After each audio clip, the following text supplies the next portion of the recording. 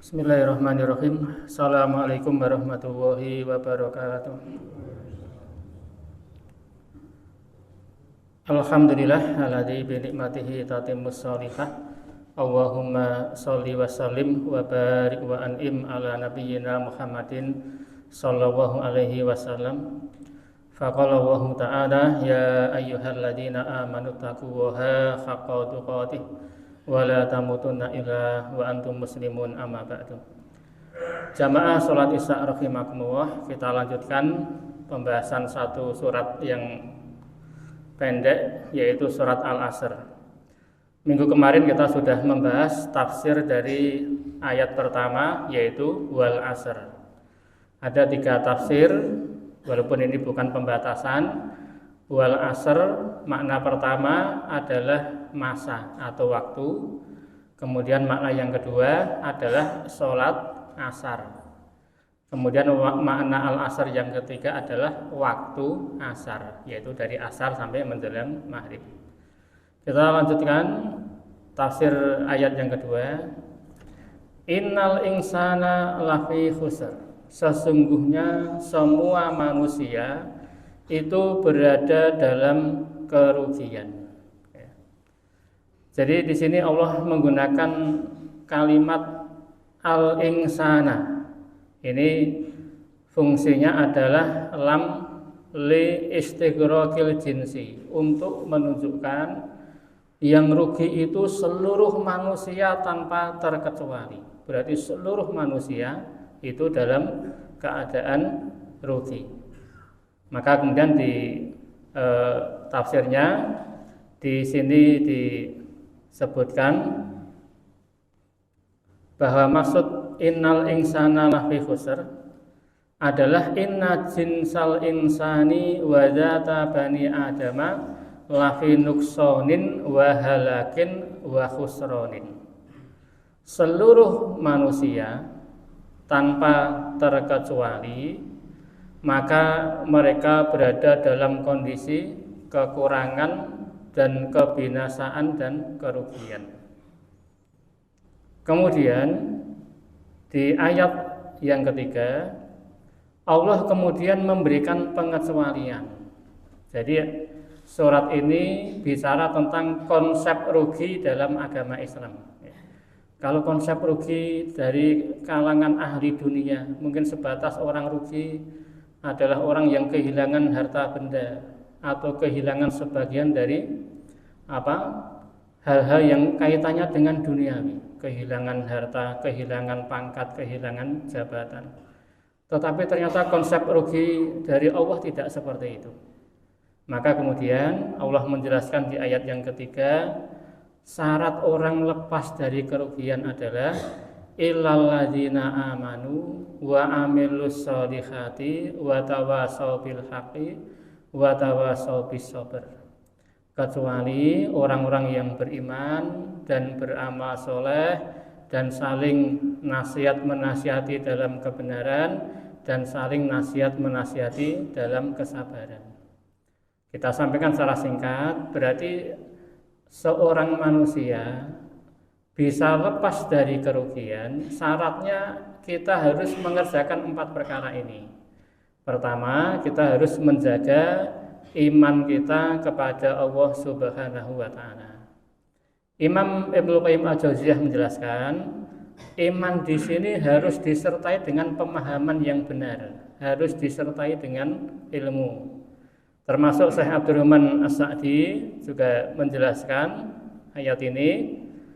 Kata beliau dalam tafsir Karimir Rahman, di mana beliau menyebutkan wala yakunul imanu bidunil ilmi. Iman itu tidak mungkin terwujud tanpa memiliki ilmu. Maka kegiatan kita seperti ini, belajar Al-Quran, belajar ilmu-ilmu syariat, ini dalam rangka untuk menjaga iman kita kepada Allah Subhanahu wa ta'ala. Apalagi dalam kondisi banyak sekali fitnah, subhat, kerancuan dalam masalah agama Islam, di mana termasuk di Indonesia ini sudah Cukup marak orang-orang yang punya pemikiran ateis, sudah sampai taraf tidak percaya dengan adanya Allah Subhanahu wa taala, atau mungkin pemahaman sekularisme menyatakan seluruh agama sama. Ini semuanya keyakinan-keyakinan kufur ya. Maka untuk menjaga iman harus disertai dengan ilmu. Maka kata Syekh As-Sa'di, iman tidak mungkin terwujud tanpa adanya ilmu. Ini tugas yang pertama. Kemudian yang kedua, wa amilus sholihati, yaitu dengan mengerjakan amal soleh. Amal soleh di sini, amal dikatakan sebagai amal yang soleh kalau amal itu berdasarkan ilmu juga. Ya. Makanya kita belajar seperti ini, sebetulnya materi terpenting adalah membahas dua perkara, membahas iman dan membahas amal soleh. Membahas iman berarti membahas akidah.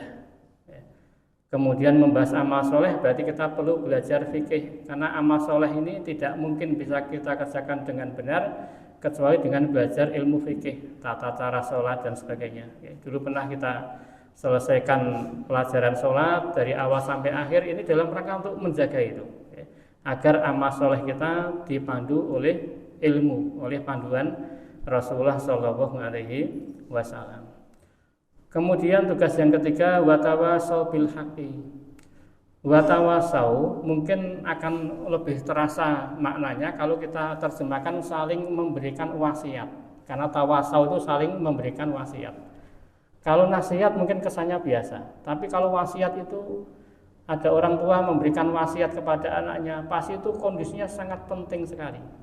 Dan wasiat itu pasti isinya juga sesuatu yang sangat penting. Nah, tugas yang ketiga saling memberikan wasiat agar berada dalam kebenaran. Maksudnya saling memberikan nasihat sesama muslim agar selalu kembali kepada Allah Subhanahu wa taala. Caranya adalah dengan saling memberikan nasihat. Mungkin lewat majelis ilmu seperti ini ya. Kenapa kok setelah iman dan amal soleh perintahnya saling memberikan nasihat atau wasiat untuk kembali kepada Allah, kembali kepada kebenaran? Karena orang itu kalau sudah beriman, kemudian dia juga sudah beramal soleh, kalau nanti dalam jangka waktu lama tidak pernah mendapat nasihat, pasti kualitas iman dan amal solehnya menurun. Sebetulnya saling memberikan nasihat itu kan termasuk bagian amal soleh, tetapi Allah sebutkan secara terpisah, karena orang itu tadi ketika dia sudah merasa beriman, sudah merasa beramal soleh, tidak pernah mendapatkan nasihat dari orang lain, pasti lama-lama kualitas iman dan amal solehnya akan menurun. Maka dalam syariat Islam, seorang muslim hukumnya wajib setiap pekan sekali harus mendengarkan nasihat, yaitu lewat media khutbah Jumat. Maka khutbah Jumat itu kalau disampaikan dengan mazhab Syafi'iyah kan harus memenuhi 5 rukun. Sholawat, hamdalah, wasiat takwa, sholawat, membaca minimal 1 ayat, kemudian diakhiri dengan doa. Itu saja harus ada tambahan, yaitu namanya mau'idhah. Mau'idhah itu adalah nasihat. Karena memang setiap muslim minimal 1 kali dalam 1 minggu harus mau mendengarkan nasihat. Maka sebagian ulama menyatakan hukum mendengarkan khutbah Jumat itu wajib. Jadi kewajiban kita bukan hanya sholatnya. Adapun para wanita itu tugas laki-laki atau tugas kepala keluarga untuk menyampaikan ilmu agama kepada seluruh anggota keluarganya, karena yang diwajibkan menghadiri Jumatan adalah laki-laki yang muslim. Ini yang ketiga, watawasau bil haqqi. Kemudian yang terakhir adalah watawasau bis sabri, saling wasiat dalam masalah kesabaran. Sebetulnya saling memberikan nasihat agar sabar itu juga bagian amal soleh. Tetapi kenapa Allah sebutkan sendiri? Karena begini, orang itu kalau sudah beriman, kemudian dia sudah beramal soleh, dia juga sudah sering mendengarkan nasihat. Berarti dia sudah ideal, sudah beriman, sudah amal soleh, dia juga sudah sering mendengarkan nasihat, saling memberikan nasihat kepada kebenaran. Tetapi dalam jangka waktu yang sangat lama, sangat mungkin orang ini lama-lama tetap kondisinya tidak mesti semangat terus. Kadangkala mesti dalam kondisi futur atau dia malas beribadah. Maka agar dia tidak malas, tetap bertahan, walaupun malas tetap dia paksakan beramal soleh, perlu diberikan nasihat agar tetap sabar. Walaupun sedang malas, walaupun sedang kondisi berat, tetap harus menjaga iman, amal soleh, dan mau menerima nasihat. Karena sabar itu ada 3 macam. Sabar menjalankan perintah, sabar meninggalkan larangan, dan sabar menghadapi musibah. Sabar ini pun kalau diterjemahkan dengan kata sabar juga di bahasa Indonesia, kadang-kala juga kurang bisa difahami dengan baik. Karena sabar dalam bahasa Indonesia itu kesannya kan menerima, pasrah, begitu. Kalau konsep sabar dalam Islam mungkin bisa kita terjemahkan yang lebih mengena dalam bahasa Indonesia, itu kita terjemahkan dengan bahasa atau diterjemahkan dengan kalimat tangguh. Jadi sabar sama dengan tangguh.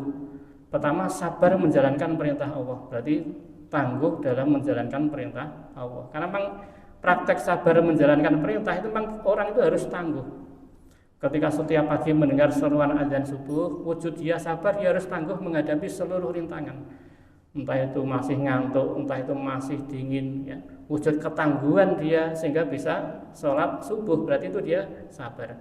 Sabar meninggalkan maksiat, walaupun lingkungannya isinya misalnya orang yang maksiat semuanya, lingkungan kerjanya orang yang bermaksiat semuanya. Wujud dia meninggalkan maksiat di lingkungan kerjanya, berarti dia kalau berhasil, berarti dia terbukti tangguh meninggalkan maksiat, tidak tergoda dengan lingkungannya.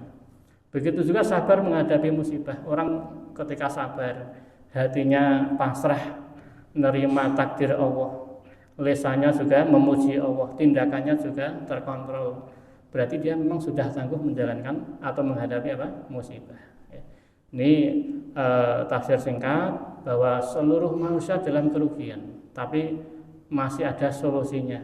Orang kalau pengen tidak rugi, kita harus mengerjakan 4 perkara ini. Pertama, beriman pada Allah. Yang kedua, beramal soleh. Yang ketiga, saling memberikan wasiat kepada kebenaran. Sifatnya watawasau, saling. Maka di saat tertentu ada orang harus memberikan nasihat, tapi di saat lain yang memberikan nasihat juga harus mau mendengarkan nasihat. Begitu juga yang terakhir, saling mewasiati dalam masalah kesabaran. Sebagai penutup, saya sampaikan 5 pelajaran terpenting dari surat Al-Asr ini secara singkat saja. Pelajaran yang pertama, Islam betul-betul perhatian dengan waktu. Ya, jadi memang Islam betul-betul mengajarkan bagaimana memanfaatkan waktu dengan baik. Maka nanti di padang mahsyar, salah satu pertanyaan yang diajukan oleh Allah adalah an umrihi fima afnah, tentang umur yang telah diberikan Allah kemana saja atau untuk apa saja kita habiskan umur kita. Berarti betul-betul Islam perhatian dengan adanya waktu ini. Pelajaran yang kedua, kerugian terbesar manusia karena dia menyia-nyiakan waktu. Ya. Ini pelajaran yang kedua. Sehingga banyak orang gagal karena memang tidak memanfaatkan waktu. Sampai Allah Subhanahu wa taala mengisahkan dalam surat Al-Mu'minun ayat 99. Ada orang karena menyia-nyiakan waktu, ketika datang kematian dia merasa tidak siap, pengen dikembalikan ke dunia. Allah berfirman, hatta idza jaa ahadahumul mautu qala rabbirji'un. Ketika datang kepada orang ini kematian, dia malah mengatakan, ya Allah, kembalikan aku ke dunia lagi. La'ali a'malu sholihan fima tarak, agar aku bisa beramal soleh. Yang amal soleh itu dulu memang aku tinggalkan. Dulu dia menyanyiakan waktu, tidak mau beramal soleh. Giliran sudah jatah ajal, dia malah minta dikembalikan ke dunia lagi. Ya, tentunya permintaan ini tidak mungkin dikabulkan oleh Allah Subhanahu wa taala. Kemudian pelajaran terpenting yang ketiga dari surat Al-Asr adalah surat ini membahas tentang sebatas kriteria tidak rugi. Ya, artinya ini standar minimal seorang muslim, memang inilah standarnya. Iman, amal soleh, saling nasihat-menasihati dalam kebenaran dan kesabaran. Kalau pengen punya kesuksesan yang lebih, berarti kita beramalnya harus lebih dari yang dituntut di surat ini. Jadi minimal tidak ruginya aja seperti ini. Kemudian yang keempat, pentingnya memberikan wasiat ya kepada sesama muslim, walaupun mungkin yang memberikan nasihat itu masih banyak kekurangannya. Karena yang namanya syarat memberikan nasihat itu tidak harus orang itu bersih dari dosa. Setiap pelaku maksiat pun dia tetap punya tugas memberikan nasihat kepada orang lain. Kenapa? Karena kalau syarat orang memberikan nasihat seperti ini harus orang yang bersih dari dosa. Tidak ada orang yang memenuhi syarat kecuali hanya Rasulullah. Karena Rasulullah satu-satunya manusia yang maksum dari dosa besar, dan bahkan mayoritas ulama mengatakan juga maksum dari dosa kecil. Kalau syaratnya bebas dari dosa, bebas dari kesalahan, tidak ada yang bisa memenuhi syarat. Ya, maka ini pelajaran yang keempat, pentingnya memberikan nasihat. Kemudian yang terakhir, yang kelima adalah yang dikehendaki oleh Allah dalam surat ini bukan hanya sekedar jadi orang yang soleh, tapi jadi orang yang muslih. Bedanya apa? Soleh itu dia ibadah untuk kepentingan pribadinya sendiri, ya, sholat, siam dan sebagainya. Ini orang yang soleh. Tetapi lebih dari itu, kita juga dapat tugas untuk menjadi orang yang muslih. Muslih itu memperbaiki yang lain, memberikan nasihat kepada orang lain, ya, terutama kepada keluarga kita yang merupakan lingkungan terdekat dan tanggung jawab kita, ya, sehingga tidak hanya menjadi orang yang soleh, tetapi menjadi orang yang muslih, melakukan perbaikan untuk orang lain. Ya, saya kira demikian tafsir singkat dari surat Al-Asr. Mudah-mudahan ada manfaatnya. Alhamdulillahirabbil alamin. Assalamualaikum warahmatullahi wabarakatuh.